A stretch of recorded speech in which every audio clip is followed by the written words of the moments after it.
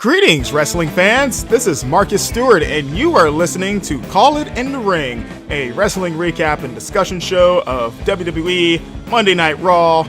And we are talking about the episode taking place on almost on Hallows Eve, post Evolution, as well as the first, the first Raw of a post Roman Reigns WWE. Of course, last week, Roman Reigns announced that he would be surrendering the Universal Championship and stepping away from WWE to go battle leukemia.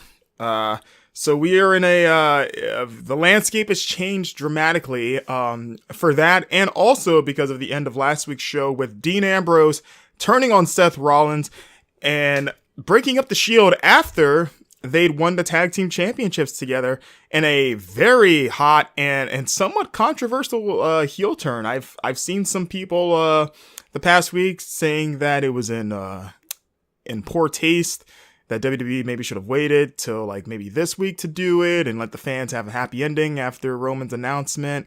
I can get that sentiment, but at the same time, I wasn't bothered by it at all. I still stand by personally thinking that it was a very, pretty smart way to follow that up, because it was unexpected. It was shocking. It got the heat necessary. I don't know if it would mean as much if they'd waited a week. And I would like to imagine that. I mean, it's weird to say like they got Roman Reigns' permission, but it's not like they were really doing anything that I don't know. I didn't take it as exploiting Roman's illness, at least to me. I don't know. I was interesting. It was interesting to hear some people's reactions, like how could they have done this? WWE knows no bounds, or whatever you want to say. Like I said, someone that's been bothered by other stuff that they've done, like milking Eddie Guerrero's death and stuff like that. This didn't even register to me as that kind of thing. So I still don't really have a problem with them doing it. And there's other things you can get upset with the company about, as we'll touch on a little bit later. But yeah, we're in Charlotte, North Carolina, Flair Country tonight. And we open up the show with Baron Corbin coming out, and he's got the Universal title around his shoulders. And he talks about, first he wishes Roman Reigns well, but at the same time, he hopes he doesn't come back to Monday Night Raw, because he thinks he looks pretty damn good with this title around his shoulder. And he talks about Crown Jewel for a bit before Brock Lesnar interrupts, making a rare appearance. I'm surprised we don't get that line. Like, you know how they say The Undertaker whenever he shows up, like, a rare appearance from The Undertaker. We don't really get that for Brock Lesnar, even though he could probably qualify. Brock comes out, doesn't really say anything, obviously, because Paul Heyman's there, and Paul Heyman does his shtick, hyping up Brock and talking about how he's going to win. And then, not long, Paul dropped an interesting line saying that, Brock's going to win, and that couldn't be more predictable if he was clairvoyant and the match was predetermined, which is an interesting little, that's such a very meta comment to say, given that WWE obviously is predetermined, as is all professional wrestling. So that was a interesting little line there. Braun Strowman comes out, getting a big old face pop, and I would imagine that he's probably a face again at this point. I mean, Braun was never really hated during his little heel run against the Shield, mainly because he wasn't, I guess, really doing anything all that heelish. He was just kind of doing Braun stuff, but with bad guys. Still getting cheered, so he gets a nice little pop here. Braun promises to win, and that Brock's gonna get these hands and all that stuff. Corbin, for some reason, gets in between Braun and Brock and puts a hand on Braun's chest, which Braun does not appreciate, and he shoves Corbin out of the way. And then Corbin, like an idiot, tries to attack Strowman from behind for some reason, and then Braun is like, bitch please, and picks him up and hits a power slam, or running power slam. And then Brock is sitting there, and Brock is holding the title at this point, so you would think that Brock was still the champion. And Brock's like, hey, you should do it again, as the crowd is also chanting, one more time. And Braun appeases Brock and the fans by picking up Corbin, hitting another running power slam. Then he delivers a third running power slam to just really kill Corbin here. But then he turns around into an F5 from Brock. Brock leaves and is feeling pretty proud of himself, but Strowman is back on his feet pretty quickly, kind of like how he's been with those Claymore kicks to the face, which was weird that wasn't much of a factor tonight, the whole Drew versus Braun feud, given that they literally beat each other into the crowd to end last week's show, or towards the end of it. But yeah, this was just to kind of hit the reset button on the Universal title situation. And once again, you could say Brock could win because they want to do the 2-sport champion thing. Obviously that would require him to actually win his UFC fight. But man, this should be it for Braun. I can't think of if there was no better time there ever been for Braun to win that title. Like, just give it to the damn guy. So I really, fingers, toes crossed, that Braun walks away with that big fruit roll-up belt on Friday. This brings up to our first match. Finn Balor taking on Bobby Lashley in a rematch from last week, where Finn got the upset win. It's kind of weird to call that an upset, but I guess kind of is. Lio Rush goes on and on saying that it was a fluke, and he's not, he didn't lose, and Lashley's the best, and all that stuff. These two go back and forth, just the standard David versus Goliath match, which is still enjoyable. Finn is holding his own here and looks to win at one point. He goes for the coup de grace, and Leo, of course, is doing his just talking throughout the match. And then he interferes when he tries to shove Balor off the top rope for the coup de grace, but Balor catches himself and rolls through.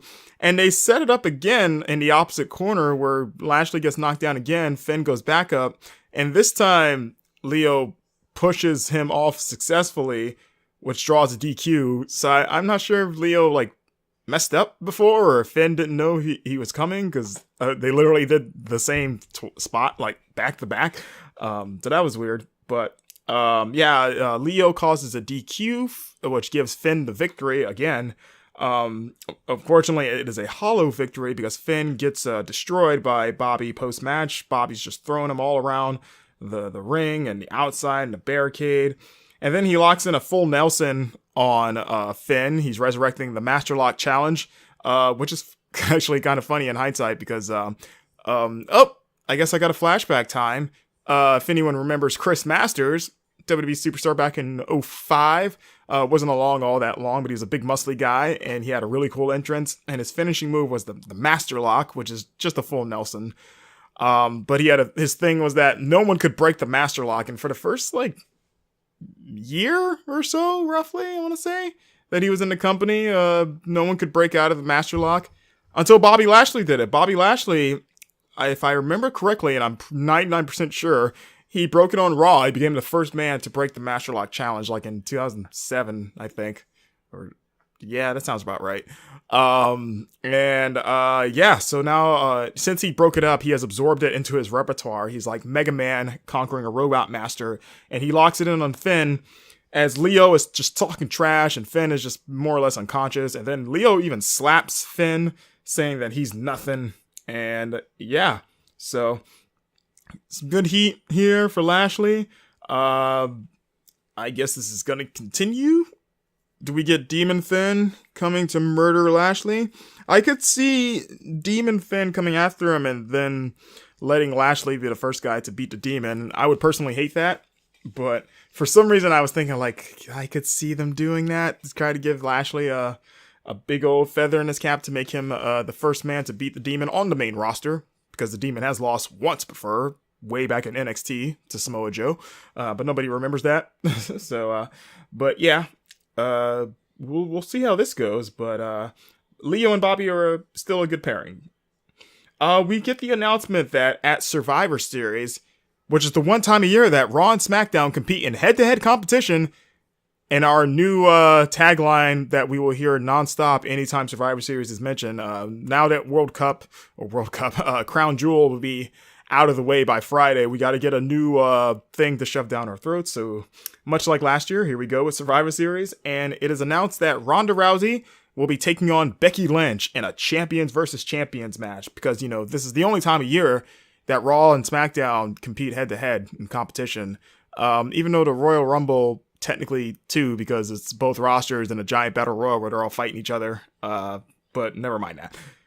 But yeah, and apparently at Evolution, we see an interview that did not make the air, but after the show ended, Ronda was being interviewed about her match. And then Becky Lynch comes up, and the two have a pretty intense showdown, with them kind of being a little cute with each other. Like, Becky comes up and it's like, "Congrats, champ." And Ronda's like, "Good job to you, champ." And they just keep calling each other champ over and over. And then Becky leaves. There's no violence, but the intensity is there. And I will be interested to hear what Ronda's reaction will be, because Becky is very clearly the most popular woman in the roster right now, and one of the most popular stars in general, just from her reactions. And Ronda's always gotten a good reaction, but I want to see how it stacks up. I'm pretty sure Becky will be the favorite among the fans going into this match, but the match itself I'm looking forward to, because Becky's awesome, and Ronda has gotten very good. Like, she has picked up on this very quickly, so that should be a really fun just wrestling match in general. So that's a good start to for building up Survivor Series. We get a 10-woman tag team match. The Trish Stratus, Lita, Natalya, Bayley, and Sasha Banks taking on Alicia Fox, Mickie James, and the Riot Squad. Kind of taking last night's, or the previous night's 2 matches at Evolution and just throwing them into one, which, nothing wrong with that. This match is just a bunch of, chaos, a lot of it. A lot of, tagging in and out. This is Trish and Lita's first matches on Raw in about 6 or 7 years for both of them. They still look pretty all right. That's a bit on a sliding scale, adjusting for the fact that they have not wrestled regularly in a long time, but for what you would expect, they're doing all right. They're holding their own. There's a really neat spot towards the end where Lita and Bayley perform Twist of Fate to 2 different, I don't remember who it was, but they both hit Twist of Fates on 2 different ladies, which, knowing how much of a Team Extreme fangirl that Bayley used to be, which she herself has put out there numerous times, that had to be super cool for her to hit a Twist of Fate alongside Lita. And then Lita hits her moonsault, and then she hits a heart attack with Natalya. And then Natalya gets the sharpshooter on Alicia, and Alicia taps her ass out for the good girls to get the win. So just a fun little match here. Just give the crowd something to cheer for. Nothing wrong with that. Nia Jax is being interviewed, and she's asked when she's going to challenge Ronda Rousey for the Raw Women's Championship, since she has the title shot after winning the Women's Battle Royal at Evolution. Nia says that she's going to wait until after Survivor Series, so she will be watching that, see how she does against Becky, but we get confirmation that won't be happening for some time. She talks about, or the interviewer lady talks about how Nia eliminated 4 women in the Battle Royal, but she has someone that one-upped her by eliminating 5 women, and that's Ember Moon. And Ember Moon comes up and talks about how lightning in a bottle, she caught it last night, and just how much of a role she was on. And then Nia interrupts, saying that, it's cool that you did that, but you didn't win, so I should be the one getting interviewed here. And Ember throws down the challenge, saying, like, "Hey, I know you respect me, but you'll respect me even more when I beat you tonight." And Nia graciously accepts, saying, "Hey, you caught lightning in a bottle last night, and you still didn't win, so you better watch out tonight." Elias is in the ring, a freshly face Elias, he would seem, after last week's apparent face turn when he blasted Corbin with the guitar. He had talked about how he hung out with Ric Flair earlier today, and how Ric was telling him that he's his favorite, and that he wants to see a clip of Corbin getting a guitar up the side of his head last week, or his back, really.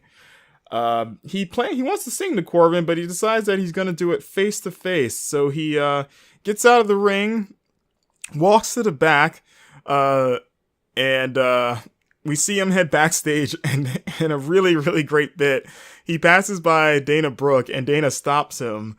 And Dana says, "Oh, Elias, can you sing me a song?" And Elias looks at her and goes, "For you? No." And then just keeps walking. And it was like the crowd popped for it. I popped for it. It was hilarious because Elias is really, really good at like being that dry delivery of his. Like he has such a great dry humor. And that was like the perfect example of it. Just like, "For you? No." And then Dana just walks away looking mad, and Elias just keeps going. Like, that was some great stuff. He finds Baron Corbin's locker room and knocks on the door, and Corbin's like, "Whoever it is, I don't care, go away." And Elias is basically trolling him from outside his door, saying how, he's gonna sing for him, and that he should silence his cell phone and shut his mouth. And then he starts singing a song, just ripping on Corbin, until Baron eventually opens his locker room door, still hurting from the attack from Braun.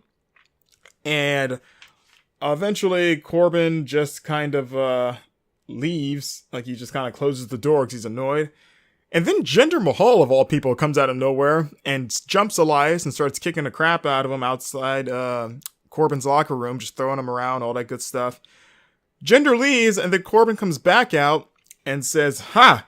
You weren't expecting Jinder Mahal or whatever," and then makes Jinder versus Elias later tonight, which begs the question of how Corbin even knew that it was Jinder that attacked him, because he went back in his locker room, and it's not like Jinder Mahal came and said, "I'm Jinder Mahal!" and started attacking Corbin. So I guess maybe he heard Jinder's grunting of aggression, like, and was like, "Oh, that must be Jinder." I mean, the other possibility was like, did he like summon Jinder? Did he know that Elias would be coming? I mean, he could find that out if he was watching the show, but he was in the trainer's room getting looked at, so I don't know. I'm thinking too much about this, so I'm just gonna move on. And by the way, I forgot to mention this happened in between, I think after the Finn versus Lashley match, but we did see Corbin in that trainer's room earlier tonight because he summoned Lashley and Leo to let Lashley know that he was impressed with how he murdered Finn Balor, and that because of that, he is going to add him to the World Cup tournament to determine the best in the world, and will be replacing John Cena. Because in real life, John Cena has said nah to Crown Jewel. He apparently does not want to participate in it. I can't imagine why. Why wouldn't anyone want to fly to Saudi Arabia right now? I can't think of a better time to want to go there. But yeah, that was rumored for the last couple of weeks that Cena, as well as Daniel Bryan, wanted to pull out the show. Cena has been confirmed. Bryan still seems to be on the card. They're still advertising him. But yeah, Lashley is in, Cena's out. So there it is. Of course, the commentators don't explain why Cena is out, because why would they?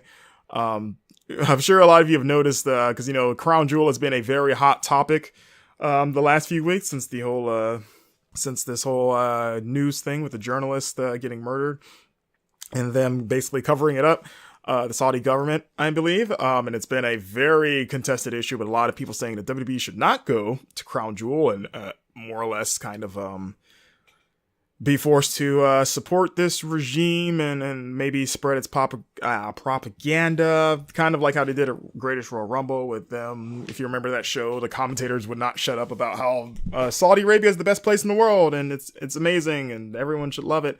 And I'm not saying Saudi's not a beautiful country and there's some great people there. It's just more the regime on top is questionable, to put it lightly. So even up to this week, there were questions if WWE was still going to go, given that the Saudi government was the biggest thing in the news, or at least until recently. But they're still going. It's still on. They just have not mentioned that it's in Saudi Arabia. If you've noticed the last couple of weeks of Crown Jewel promotion, they have not said where the event's taking place. They just keep saying like, "Hey, Crown Jewel, it's happening Friday, November 2nd.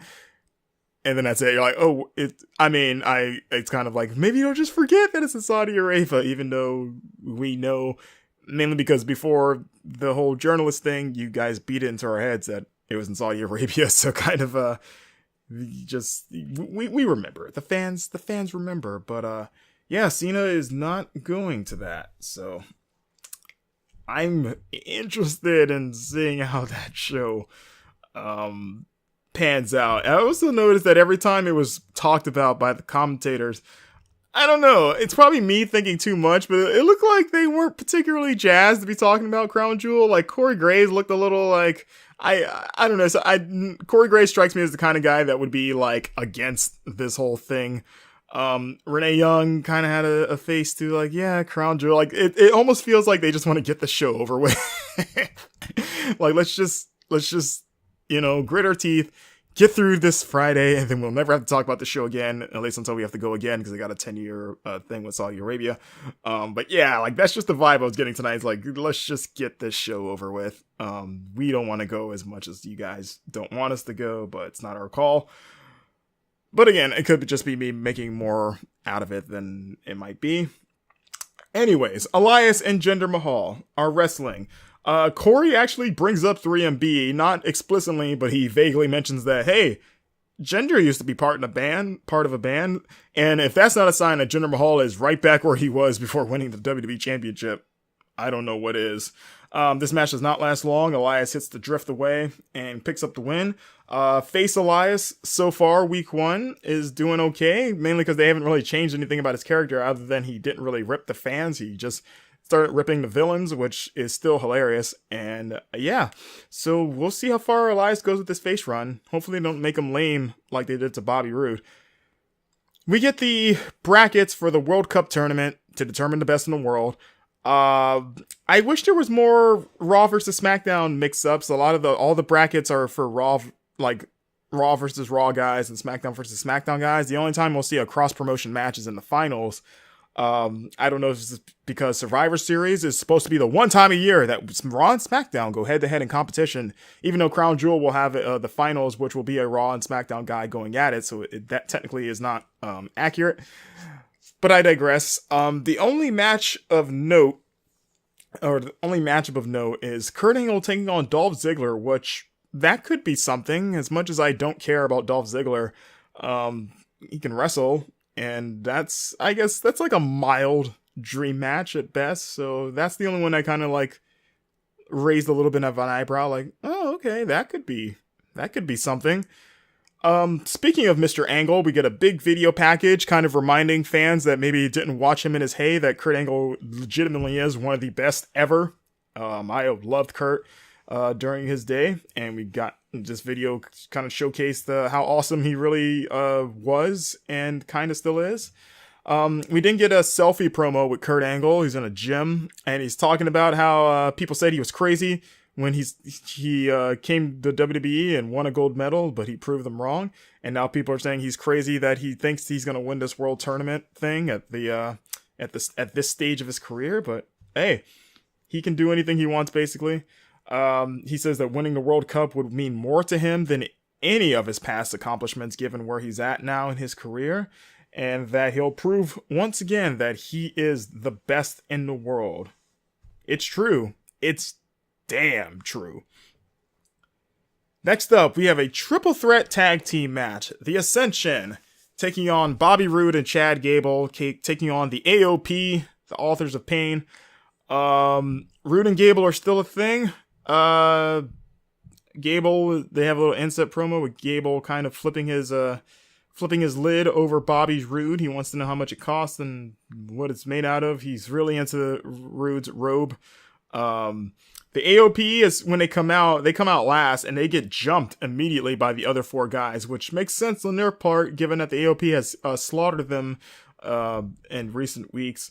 And they're kept out of the ring. Like they get taken out outside, and then the match just starts with the remaining teams.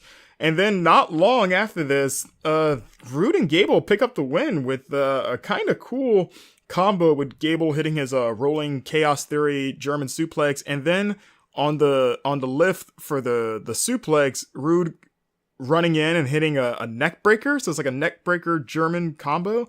It was pretty creative stuff. And they pinned Connor, who, remember when Connor kind of looked like a big deal for like 2 weeks, several weeks ago. I guess not anymore. But yeah, the Authors of Pain get back in and they kill everybody for keeping them out. I kind of question having the ELP lose in any capacity, but at least they weren't like involved in the match at all. But sure. And we also hear that Cole mentioned during this time that the status of the tag titles are still in question because Dean and Seth are the tag champions, but they are clearly not a tag team, so they haven't been stripped or anything like that or vacated. They are still the champions, so that's still a question mark for the division. So it was nice to get some clarification on that. Next up, we get a really, really cool video with Roman Reigns. Of course, throughout the night, they were recapping the Roman Reigns situation. And then this particular video, they talked about how just a month ago, Roman was doing some Connor's Cure stuff, like some meet and greets with cancer patients, like young kids with cancer. And then those same kids made their own videos to give support to Roman Reigns. And we get to see a few of them with the kids saying that Roman's got this and wishing him luck, saying that he can do it. And it's a really, really cool video. Like a genuinely heartwarming thing to see. And then Roman Reigns gets a huge chant in the arena. Like Michael Cole and the commentators are like attempting to segue this into the Dean Ambrose Seth Rollins story, but they have to stop for a bit because the crowd is just a giant, like some of the biggest Roman Reigns chants he has ever gotten. As he should have, because this was a genuinely touching little video. And then we move on to Dean versus Seth. And throughout the night, Cole keeps saying that what Dean did is maybe the most selfish thing he's ever seen in WWE history. Like, they're really putting over Dean as just this monster, which makes sense because given what he did and the timing of it, he should be. The most interesting thing about this whole storyline and every time that it's brought up is that Renee Young doesn't say anything. Obviously, of course, Renee Young is married to Dean Ambrose, and that is public knowledge and has been acknowledged on WWE TV. Like, it's even been used briefly in a storyline. So it's out there. Like, we all know, just both in real life and just within the storyline, that they're married. So I was wondering and kind of hoping all night to see what Renee's take on this would be. And every time they show the commentators and they mention this, like, Corey and Cole are being deadly serious, saying that Dean is this monster. And Renee is looking serious, but does not say anything ever, which I think is a very interesting little touch there. I wonder if that's going to change at all at some point. This brings out Seth Rollins for pretty much the segment we've all been waiting for. And he comes out a lot more energetic than I expected him to be. He kind of comes out, does his normal kind of entrance with him kind of having some pep in his step. Even Cole mentions that has to be a facade because there's no way that Seth isn't like being torn apart inside right now and that he's just putting on a brave face, which I liked a lot. And then Seth, first, he wants to talk about how awesome the support for Roman has been the past week and that positivity has made him feel really, really happy to see, and that he thanks the fans on Roman's behalf for everything that they've, the well wishes that they have given and continue to give. So he just wants to, get that out of the way first. And then he shifts into Dean Ambrose and he starts talking about how he's not sure what to think and that he feels a bit guilty because he wonders, did his betrayal of the Shield, the original Shield backstab back in 2014 when Seth turned on them, if that was the cause of Dean turning on them, like, did Dean maybe never get over that? And that he's felt guilty and confused the past week, and that he knows that he didn't try to contact Dean until tonight because he knows that Dean Ambrose is someone that if he does not want to be found, he will not be found. But he knew he would find him tonight, so he waited until now to try to get some answers. So he calls Dean out and says, "Come face me like a man and a brother and tell me what's up, man. Like, why did you do this?" Dean's music plays. Dean does not come out. Instead, he comes through the crowd. He comes kind of like up in the stands where the Shield would normally make their entrance, but he stays up there. He does not come down to the ring. And Seth is like, "Okay, you're up there. You're mocking the Shield now. Like, what the hell?" And he just starts trying to get Dean to come down to the ring. And Dean has a microphone with him, and he keeps teasing that he's going to say something, but he doesn't. And Seth is getting more and more impatient and upset with Dean's behavior here. Dean has kind of a look of disdain on his face. And Seth gets increasingly upset, trying to get him down to the ring. And then eventually just goes off on Dean, calling him a cold-hearted bastard. And that he's going to make Dean's life a living hell from this day forward. And he's like, if you're not going to come down here, I'm going to come to you. And so he gets out of the ring and goes to hop the barricade. And then Dean just leaves. So Dean doesn't say a word here at all. And Seth kind of just stays where he is as Dean just immediately bails. Yeah. So a good segment. Nice fire from Seth when he went into his little rant, just going off on Dean. I like that. Dean's facials were really good here because you can tell he's got like some disdain, but you can't kind of tell what he's thinking still. Like he is kind of playing this off really well. I want to see more of this. I'm really interested in this story, and I'm excited to see where it goes. And also like just the little touches like between like Dean's mannerisms and then the Renee Young stuff I mentioned before. This could be something special because these two, Seth Rollins and Dean Ambrose together, have always been money. So I'm happy to see it again, but with the roles reversed to give us a new spin on it. So I want to see next week's Raw I want to see more of this. So job well done on that. Bobby Lashley has been being interviewed about the World Cup to determine the best in the world. And Lio Rush just kind of hypes him up and says he's going to win and add that as another trophy to his already lengthy list of accomplishments. We get Nia Jax taking on Ember Moon next. This match isn't really anything special. It's a lot of Nia throwing Ember around and Ember kind of hitting and moving, getting in shots where she can.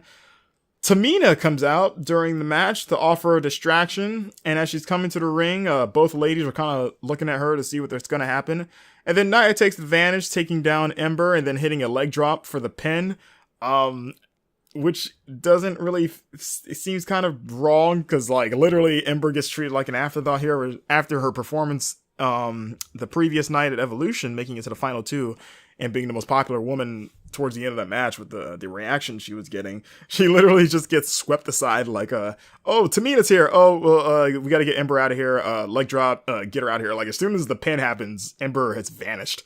And it's just Tamina and Nia facing off, which I'm going to say no one, but I still don't care because it's Tamina, and Tamina has never been threatening or anyone to take seriously because she's never done anything ever of note ever.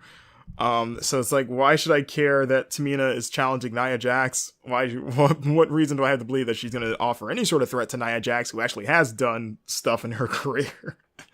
But they stare each other down, and then Tamina just leaves, kind of giving like a smile, teasing like this isn't over, I guess.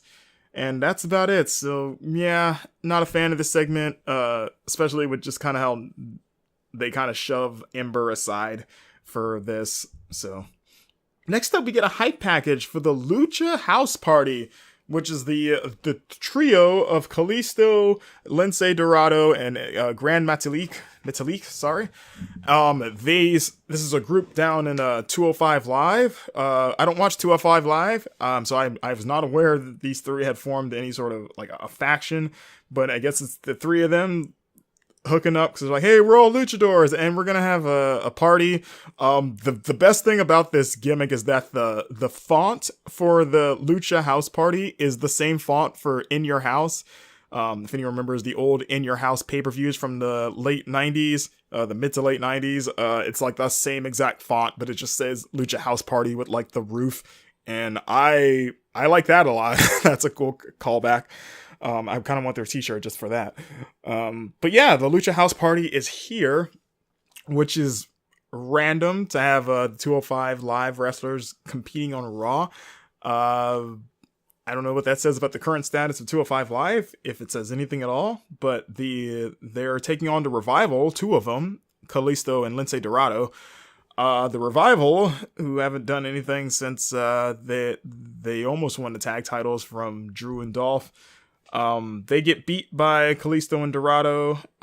This was a nothing match, but it's nice because I don't watch 205 Live. It's kind of nice to see Dorado and Kalisto do their thing once again. Apparently Kalisto was in GQ Mexico recently. The commentators were kind of debating about that. Cool for him, I guess. But yeah, the Lucha House Party wins, and sure, seems like a fun gimmick. I don't know, maybe if you watch 205 Live, maybe you can tell me. I don't know if this is a new thing or if it's been going on down there for a while. But yeah, and Revival, I mean, I'm probably beating a dead horse at this point, but Revival needs to be doing something. Let them be the ones that win the tag titles. I don't care. I just want to see them featured prominently because I'm a fan of the Revival. They're a fantastic tag team. Dolph Ziggler comes out, accompanied by Drew McIntyre, and it's really weird to see these two appear late in the show and only once after literally having the last several weeks or months, it feels like, them being front and center with the whole Shield rivalry. Now they're just kind of there. So that feels like a weird adjustment. Drew takes credit for breaking up the Shield, and they talk about now that they're done, they can focus on the Universal title situation, which makes me very happy to hear that Drew McIntyre has his eyes set on the world title. Dolph Ziggler turns his attention to Kurt Angle, talking about how he actually is a Kurt Angle fan, saying that back in Kurt's day, he idolized Kurt for everything that he did for collegiate wrestling and for the Olympics. He won it with a broken freaking neck. And just saying that Kurt's the man and that he loves him, but he's no Dolph Ziggler. And then Dolph goes on his little Dolph Ziggler rant saying that he's the best thing to ever happen to WWE and he's the best wrestler in the world right now, and that he is going to beat Angle and become the best in the world at the World Cup. Fine promo from Dolph, but it's weird and just kind of dumb to not have any follow-up to the Drew Braun stuff. Like, it's literally completely dropped this week. So I don't know if that's just for this week or if it's going to come up. So another reason for Braun winning the title would be to set up Drew as the first challenger, because Drew is right there. And since they already have a thing going, you may as well just give the belt to Braun since you've already got the first feud ready to go. So that gives me hope that Braun will win Sunday, because they have at least like the first match set up for him. But it just felt weird. There was literally no mention. Like, they didn't even mention the altercation between the two last week. So it just felt really weird to have it kind of forgotten for tonight. But I hope that that's just for tonight. So we'll see. But Dolph Ziggler has a match against Apollo Crews next. And Apollo Crews is kind of in a weird limbo right now, where they seem to be doing a thing where he's trying to get noticed and failing miserably. He also fails here because Dolph Ziggler beats him after countering his frog splash into a super kick to get the win. Michael Cole talks about how Apollo Crews has been really impressive lately, and I was like, how so? He hasn't won a match in like forever. But he's been very impressive lately. So yeah, not much to say here, just to give Dolph some momentum heading into his match with Kurt. This brings up our main event segment of the night. We've got the Brothers of Destruction, The Undertaker and Kane. They're coming out to call out DX. They come out and they do their normal kind of spooky promo, saying that Undertaker saying that DX can't run from the Reaper because the Reaper's a calling. He should have just referenced, he should have started playing Blue Oyster Cult, saying that they don't have to fear the Reaper. Mayor Kane kind of reiterates Undertaker's point, saying they're going to put DX away for good, because this will be the first and last time that these two teams ever face off. Eventually DX comes out, but it's just Triple H at first, and the question is, where's Shawn Michaels? And Triple H kind of teases that Shawn is on his way out, Kane gets out of the ring to go after Triple H, leaving Undertaker in the ring alone. And then Shawn Michaels, of course, slides in from the crowd, ducks the Undertaker, and then Taker turns right around into some sweet chin music, knocking him out. Shawn bails as Kane gets back in. Man, Kane, come on, man. You're the mayor of Knoxville. You should know better than that. And DX is feeling really proud of themselves until Undertaker, of course, sits up and is looking mighty PO'd. And DX is looking a little bit more worried, like, oh yeah, we forgot that this guy is a re-dead. He's gonna keep rising from the grave, and Undertaker's music and entrance kind of plays us out, and that's our hard sell for this match. Still not really interested in it. This kind of this whole kind of rough approximation of the Attitude Era. I don't know. I don't care. It doesn't matter who wins this match. Still not super fond of Shawn coming back for this match, or at least the very bald head attached to Shawn Michaels' body. I just can't get excited for it, and you know it's going to main event the show. You know, I probably shouldn't, but it totally is, which I get. But yeah, Crown Jewel. I mean, Crown Jewel in general has kind of has left a bad taste in a lot of people's mouth before it's even happened yet. And for reasons I mentioned earlier. And this match is kind of not helping that, though for a different reason. So it just, I think everyone is on the same general page of this point of let's just get Crown Jewel over and done with so that we don't have to talk about it ever again and move on to Survivor Series. Let's just kind of bite the bullet and get this crap done, and then we can let's just move forward. Let's just keep it moving. So that's kind of, I think everyone's got that same goal right now. Let's just get it over with. So, and you know what else is over?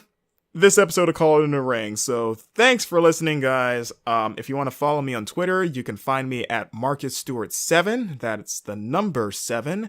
You can also check out the show on iTunes, YouTube, and Podbean. Just search for Marcus Writes About Games. You can also find my other podcast there, Carving Gaming Rushmores, a list and a debate show centered around video games. You can also find my written video game news stories and reviews on gaminghistoria.com, as well as my personal website, marcuswritesaboutgames.wordpress.com. You can also find me on 2 Dungeons & Dragons podcasts if you're into role-playing. I am on a show called We Wanted Adventurers, where I play a bard, and it's just a zany, just a